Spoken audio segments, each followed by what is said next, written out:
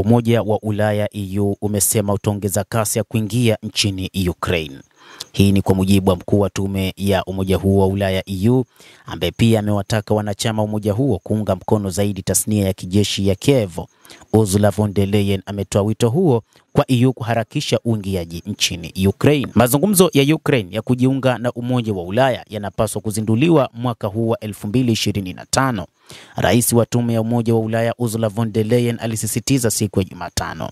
Amesema kuwa hatua kama hiyo ingeongeza msimamo wa Kiev katika mazungumzo dhidi ya Moscow, huku pia ikifungua mlango wa uwekezaji zaidi katika tasnia ya kijeshi ya taifa hilo.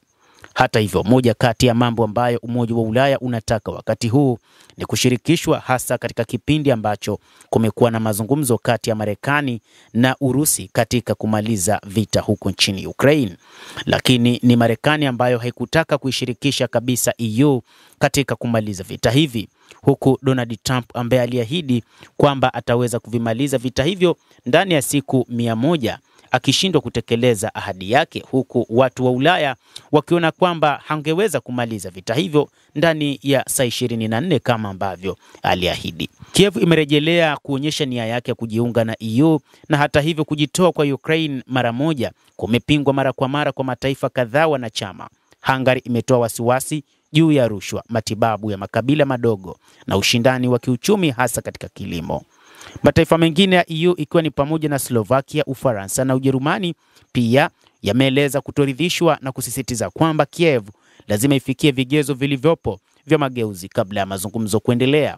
Akizungumza katika hafla ya siku ya umoja wa Ulaya Mei 7, von der Leyen alisema kuwa kazi ya sasa ya umoja huo ni kusaidia Ukraine kusimama imara, kupinga vitisho vya Putin pamoja na serikali ya Urusi.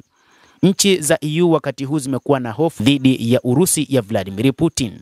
Leo ningependa kuzingatia jinsi tunavyoweza kufanya hivyo na juu ya vipaumbele vitatu kwa hatua yetu. Kwanza, kuunga mkono ulinzi wa Ukraine ili kukamilisha awamu ya pili ya mafuta ya Urusi, na tatu, kuharakisha njia ya kujiunga kwa Ukraine katika muungano wetu, anasema von der Leyen. Aliongeza kuwa Brussels inafanya kazi kwa bidii na Ukraine kufungua nguzo ya kwanza ya mazungumzo ya kujiunga na kufungua makundi yote kwa mwaka 2025. Hakuna Ukraine katika umoja wa Ulaya bila idhini ya Budapest. Hata hivyo, Budapest imesema kwamba kamwe umoja wa Ulaya hauwezi ukaichukua Ukraine kuwa mwanachama wake. Hii ni kwa mujibu wa Viktor Orban ambaye anaeleza hayo. Wakati Urusi imekataa mara kwa mara wazo la Ukraine kujiunga na NATO ama EU, msimamo wake kuhusu kujiunga na umoja wa Ulaya umezuiliwa zaidi. Msemaji wa Kremlin Dmitry Peskov amesema kuwa nchi hiyo ina haki ya uhuru ya kujiunga na umoja huo, mradi tu ibaki kuwa suala la ushirikiano wa kiuchumi na sio usawa wa kijeshi. Wakati huo huo, maafisa wa Urusi wamezidi kuonya kwamba EU inapoteza tabia yake ya kiraia. Peskov ameishutumu kambi hiyo kwa kufanya kazi kikamilifu kurefusha mzozo wa Ukraine, kwa kurudia kueleza nia yake ya kuendelea kuunga mkono Kiev katika nia yake ya kuendeleza vita. Pia ameikosoa Brussels kwa kuhujumu juhudi za amani kwa kuionyesha Urusi kama mpinzani mkuu wa umoja huo. Waziri wa mambo ya kigeni wa Urusi Sergei Lavrov hapo awali pia alisema kwamba EU ilikuwa inafanywa kijeshi kwa kasi ya rekodi za juu, na anadai kuwa sasa kuna tofauti ndogo sana kati ya EU na NATO.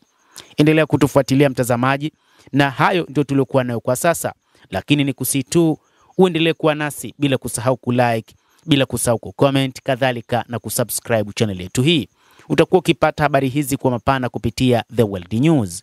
Mimi ni Adam Hussein, endelea kuwa nasi wakati wote, endelea kutufuatilia uweze kuyajua ya ulimwengu kupitia hapa The World News.